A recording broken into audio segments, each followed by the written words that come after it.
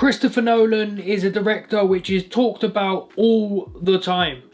Some absolutely love him, some dislike his movies, and some think his movies are confusing as hell. However, me, I'm a part of the gang that absolutely adore his movies, so I thought, why don't I break down his 11 movies and rank them from best to worst. However, I'm a fan of all 11 movies that he's released so far, so there is not going to be that much Nolan slander coming from moi.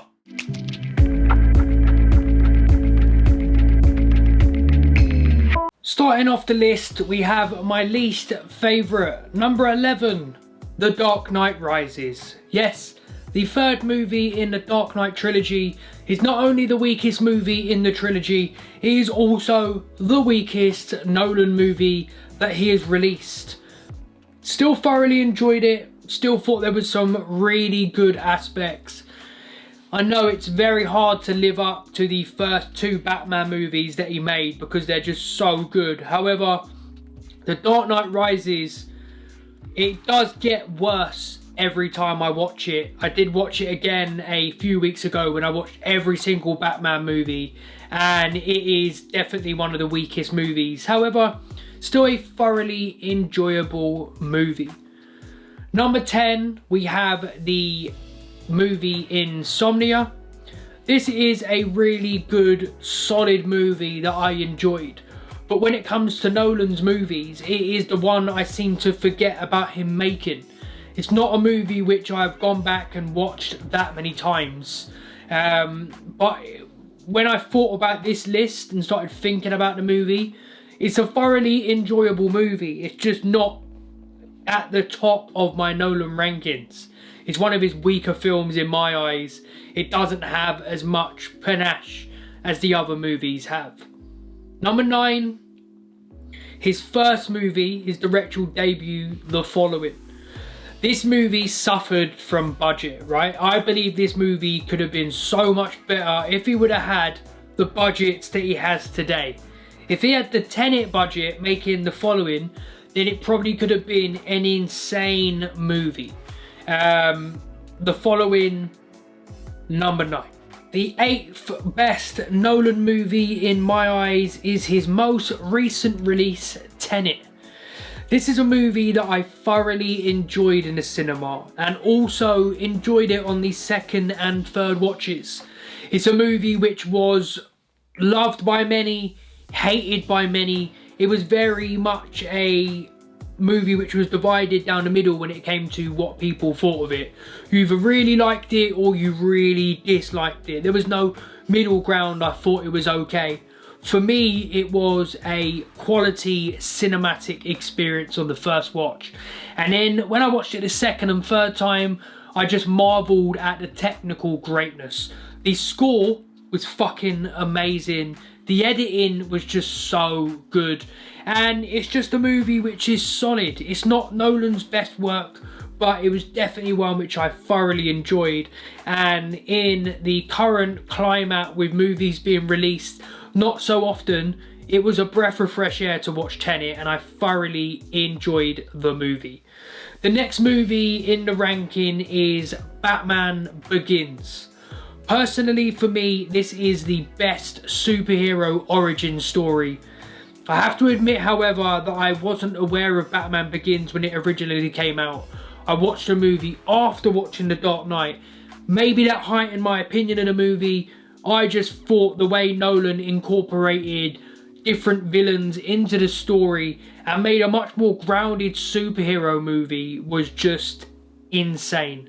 Batman Begins is one of my favourite comic book movies, but on this list it sits at number 7 on Nolan's best. Halfway through, number 6, Dunkirk. This movie is technical brilliance. The score from Hans Zimmer is absolutely outstanding.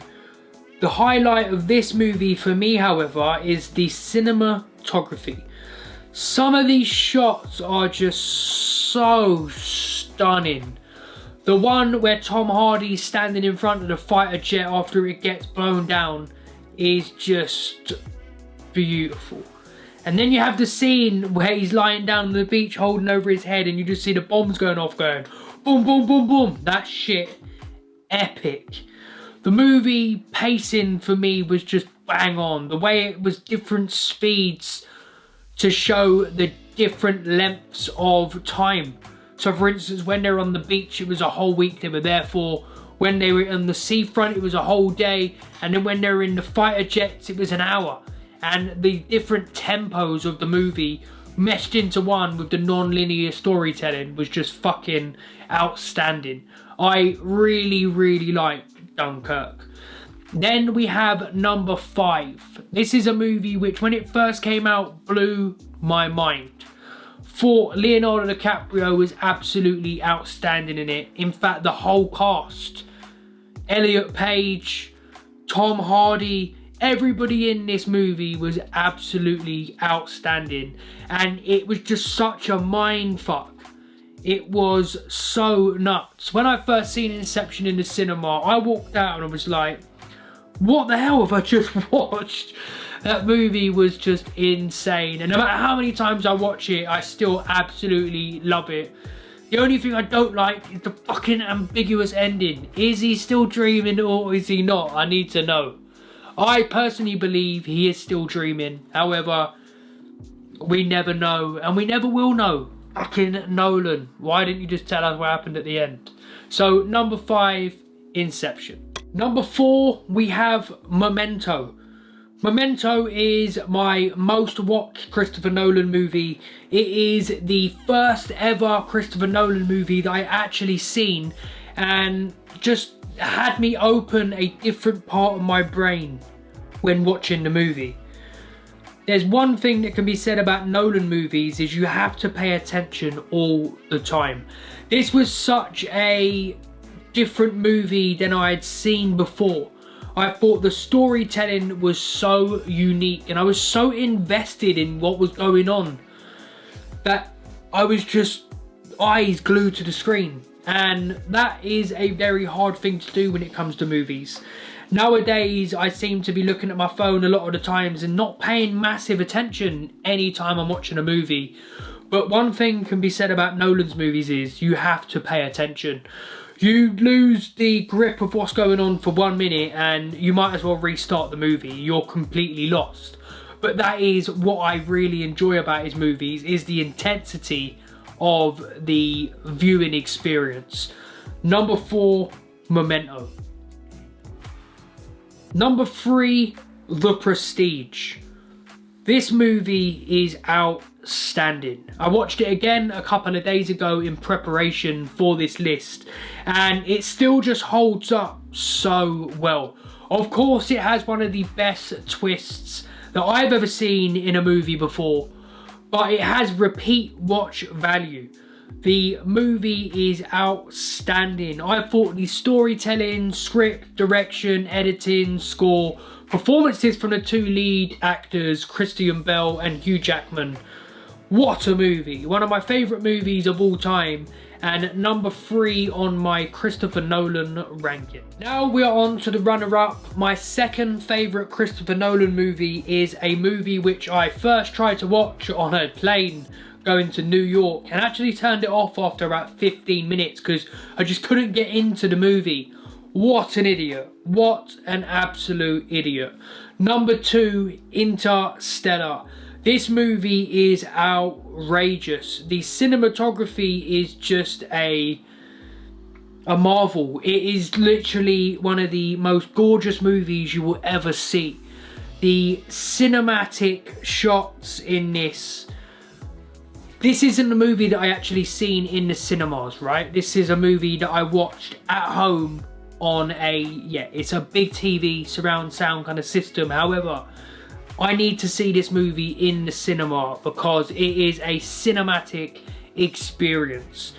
The movie features a tour de force performance from Matthew McConaughey. I thought he was just so good in this.